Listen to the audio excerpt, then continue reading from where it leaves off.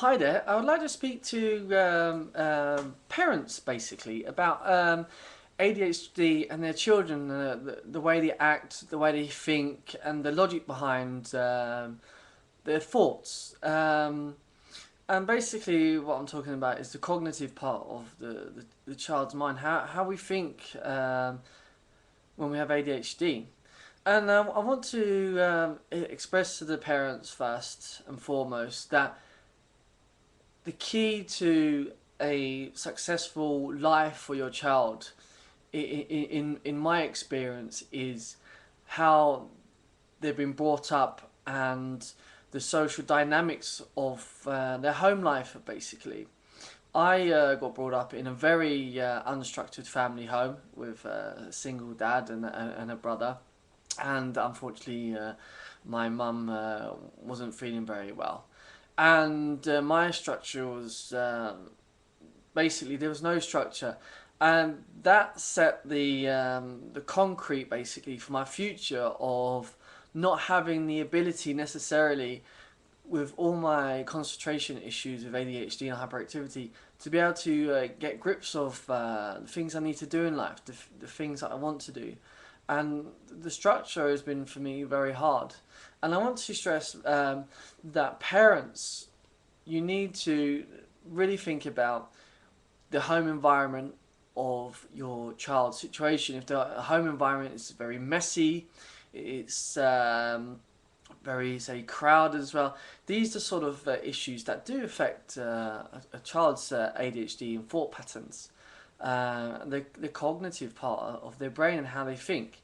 If you have a structured home and a calm, relaxed approach to your child's behavior, then that will give them more self-control, and it will make them feel much better within themselves, and make them feel that they have support in the family.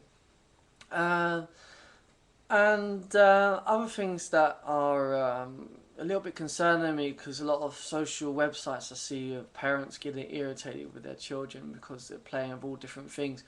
The number one thing I feel in what was in my life as a child with ADHD was, even though I had like 100 different kind of interests, but every interest for me was a way of expressing myself to cope with my issues with ADHD. And those issues for me were about how I can do things and cope with my diagnosis of bad concentration and hyperactivity. I already felt that I had bad self-esteem when I was a child, and I really felt I had no structure. And that you realise when you're an adult, that because you can actually think about your past and know, okay, I knew that I was actually different then. But again, to parents, if your child has an interest, if they want to start karate or start playing football and everything like that, really actually be on your child's side. Don't look at the negative parts and think, oh my god, here he goes again, or here she goes again. It's really, really important for your child's self-esteem to feel that you're really on board, despite, because a lot of the time your child is actually aware of the fact that they're changing from different subject to subject, and as well within itself that actually increases the bad self-esteem, because they know that they're looking out for all these different activities, but the activity they're looking for is actually not, keeping to the demand of, like, okay, who am I, how am I feeling. And it's important for you parents to actually support your child despite all the different ideas and all the different interests, because one of those interests could actually be a building block for you and your child to build on for the future.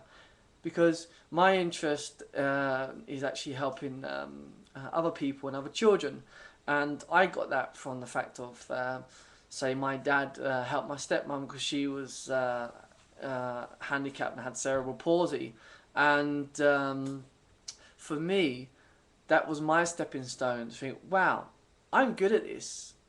I've learned from from a child to actually help people, and you get so much back from helping people. And that was my stepping stone to my future as an adult. Like now, I'm studying to become an assistant nurse, and hopefully plan to work with say children with psychological problems and neurological problems.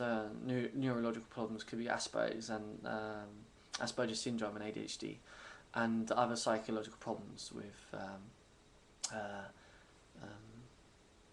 schizophrenia and stuff.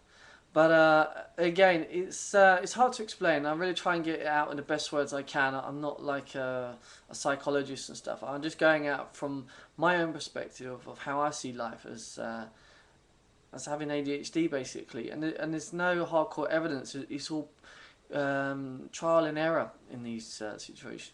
But yeah, again, really concentrate on your child's interests, whether it's stupid to you, but it's not stupid to your child, because that's the way, their survival technique. They're looking for their thing that identifies them. It's like their identity. You know, as an adult, you know, we don't ever grow out of the fact that we're looking for an identity. It's from a child right up to an adult, and you look for an identity within your workplace. You look at an identity in your clothes, identity of what music you listen to, and you know, and the career that you choose. That's your identity. That explains who you are as a person. And what you really need to have is a lot of sympathy for your child, but in the constructive way of saying, okay, I am here for you because I understand you. And they're really important parts of actually understanding your child. And another important part is if you see your child having a freak out, you know, when they're playing, is because they're probably really so frustrated with themselves, because that's the time when they're feeling, okay, this is really rubbish, this is crap, I'm stupid, you know. Please be careful with the word using stupid. My mum used to use the word stupid a lot, and it actually really made me feel not very good about myself. And it's only now at the age of 35 that I'm actually not using the word stupid as much, because I find it destructive to me. I find it's a word that is telling me that I can't do things because I have ADHD and concentration issues. So please don't use the word to your child to say, oh, you're stupid, or anything like that, or your brother or sister is better, why don't you try harder? You know, those words, all you're doing basically is giving them ammo to self-destruct, basically, to say, okay, I knew it, I'm not very good, I'm rubbish, my academic situation is crap, I can't think, I'm different. So please be careful, parents, of actually doing that. You know, again, with the freak out thing, you know, try and be there for your child. Sit down and actually speak about what they're actually doing, what actually at the time, what they're actually thinking about at the time. And a good thing to do is actually document, you know, your child's behaviour, just to help with the patterns, because I know we have you know, different patterns of behaviour. We're very spontaneous, and we're all over the place. There's no structure with us, basically. But have a pen and paper somewhere and say, okay, my child just had a freak out.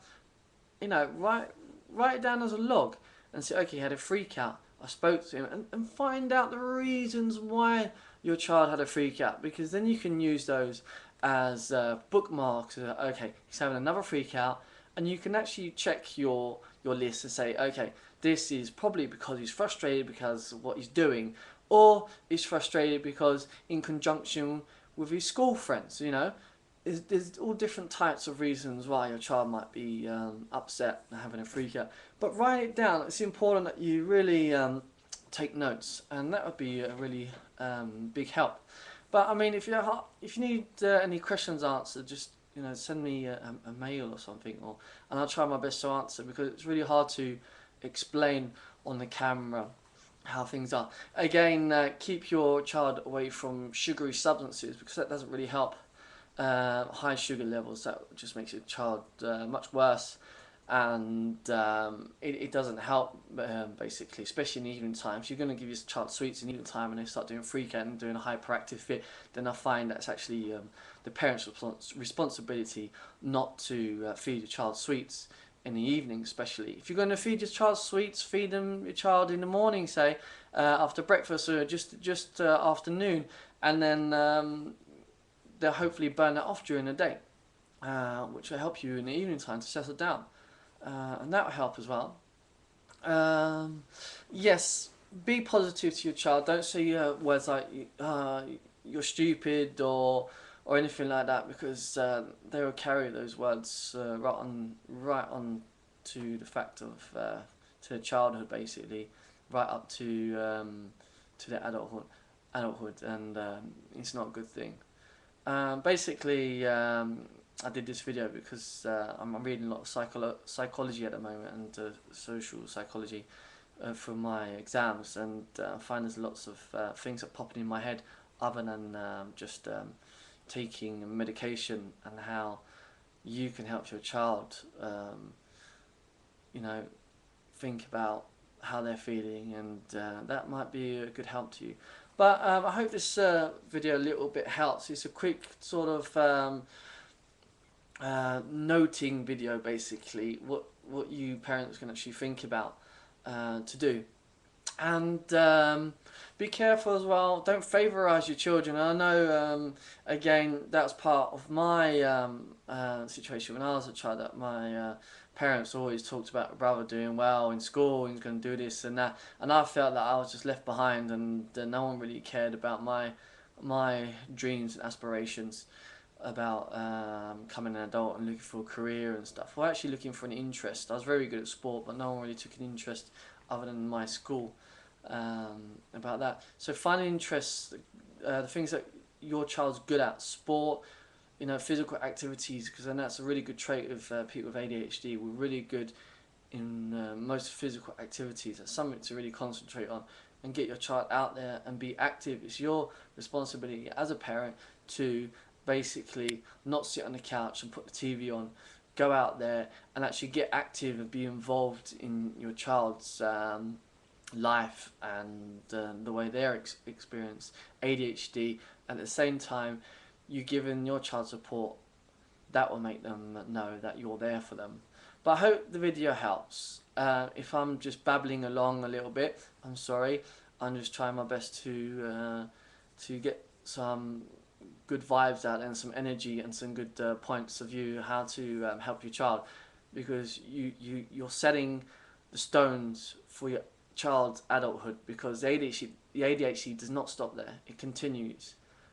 I'm 35 and I'm still, you know, struggling, and I'm still battling with my ADHD, but I'm slowly getting there through reaching my dreams and my aspirations as a person, and finding my identity, who I am with ADHD.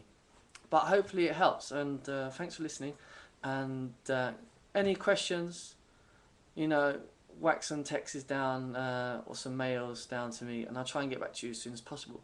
But I'll speak to you soon, guys. Gotta go. Thanks. Bye.